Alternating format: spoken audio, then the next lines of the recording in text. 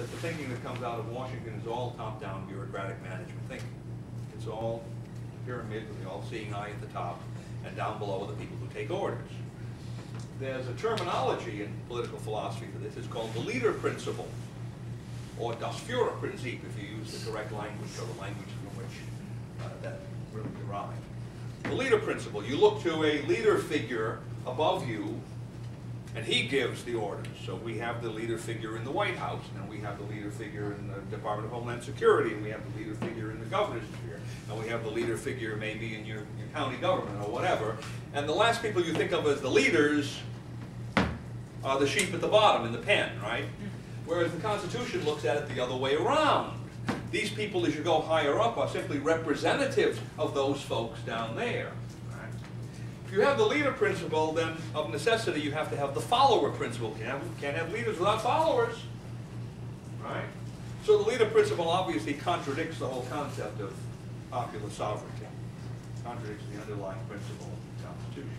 And that, of course, is the reason that you find these militia structures, which existed for so long, and which the Constitution says are necessary, no longer exist. You could go into any state today, and you will find the best that you will find is some vestigial group that still performs some very small part of the militia functions that you can trace back to the colonial period. And I think it's because those folks at the time. So we go to a statute today, if you want to look this up yourself. Title 10 of the United States Code, which covers a lot of the military laws of the country. Section 311 refers to the basic militia structure as Congress imagines this. And Congress says the militia of the United States shall be organized in the following way. Stop right there. Militia of the United States. What's that? Is that a constitutional term? No.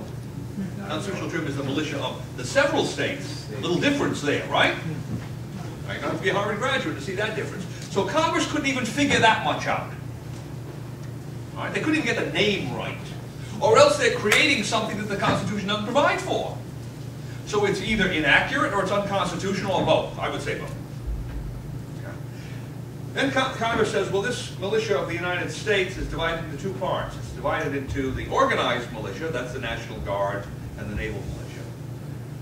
And then it's divided into the second part, which is the unorganized militia. Now, the first thing you know about the National Guard and the naval militia, that had nothing to do with the militia. That's not a militia structure at all. Is everyone required to be a member of the National Guard? How many members of the National Guard are here? None. Okay. So it's voluntary, not universal service. Do all those National Guardsmen buy their own guns and take them home and keep them there? No. Never know. They keep them in an armory somewhere. Right? Under the control of whom, ultimately? The Standing Army. Okay? The National Guard is an adjunct of the Standing Army, the regular armed forces. It's the large reserve component for the regular armed forces and was invented for that purpose. Now, if that's the militia, then we have a direct contradiction because the militia is supposed to be the check and balance against the Standing Army.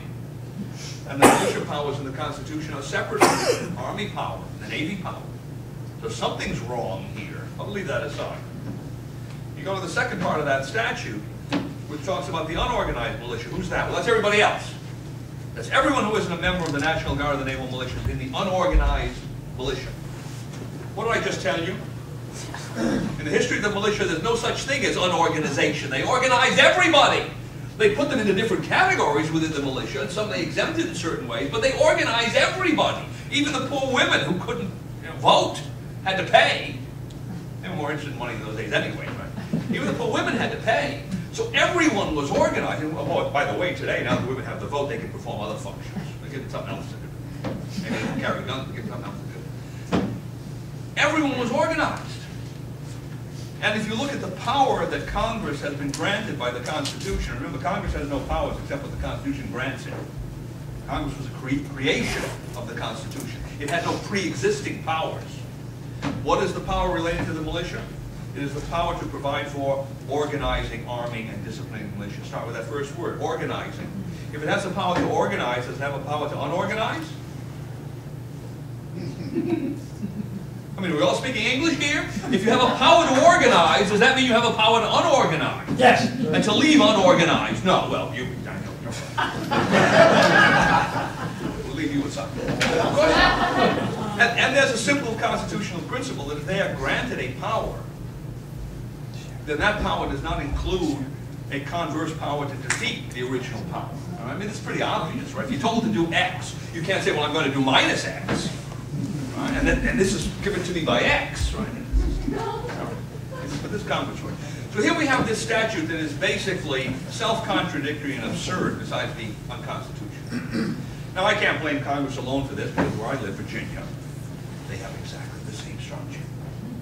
They have the organized militia, which includes the National Guard, the Naval Militia, and a thing called the Virginia Defense Force, which is a group of people that take over for the National Guard. They control the armories and so forth. And the National Guard folks leave Virginia, so it's a part of the National Guard.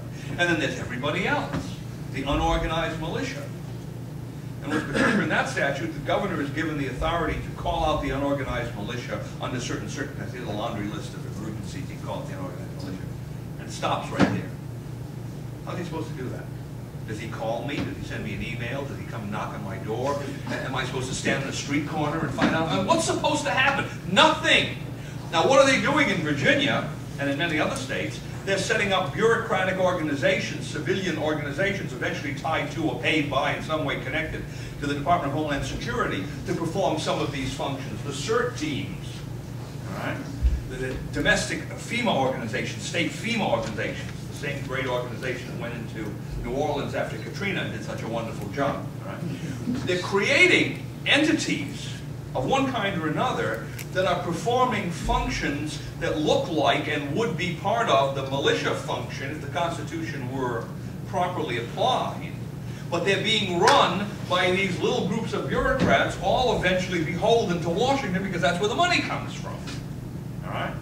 So it's not as if they don't realize that these things have to be done because they're attempting to do them, but they're being very careful not to do them through the constitutional methodology, because that would put the power in whose hands? Not theirs. All right? We can't name, I can't name these folks who are going to have it, but it won't be those people, and they know that. All right? Now, let's get to the money point. Homeland Security, you can think of millions, literally, of threats. But there is clearly one that undermines a free society very, very quickly and very, very thoroughly. And that would be the breakdown of the monetary and financial systems of the country. Because we run on a supposed free market economy. Now, I grant there a lot of government intervention, but basically it's a price-structured economy. It's not actual socialistic planning. That kind of economy depends upon a monetary system that is relatively stable. If the monetary system is fluctuating this way and that way with unpredictably and by manipulation and so forth and so on, the prices that the market generates in response to this are going to, in some way or other, falsify the real needs for particular goods and services. And eventually you're going to have some kind of major breakdown in the production side of the coin. You look at the present crisis that's going on in the markets, and you can trace this right back to the monetary mechanism. Primarily, actually, it's a monetary mechanism set up in 1862. I don't want to go back that far. Let's just go back to 1913, the Federal Reserve System. Everything that's happening now is a direct result, cause and effect, from the operations of the Federal Reserve System. None of this bubble, or a very small amount of this bubble, could ever have been blown up. The derivatives bubble, the mortgage bubble, any bubble you want to pick since World War II. If the Federal Reserve System had not been there, capable of generating potentially an infinite amount of current bank credit and currency based upon nothing but debt. This is what we call a debt currency system. They make currency based upon debt, as opposed to currency based upon assets. Right? And given that money is supposed to be the most liquid of all commodities, in a sense they flip the thing entirely around, because debt is really not liquid. Right? Debt, you have to wait until somebody pays it. You're always worried that it won't be paid.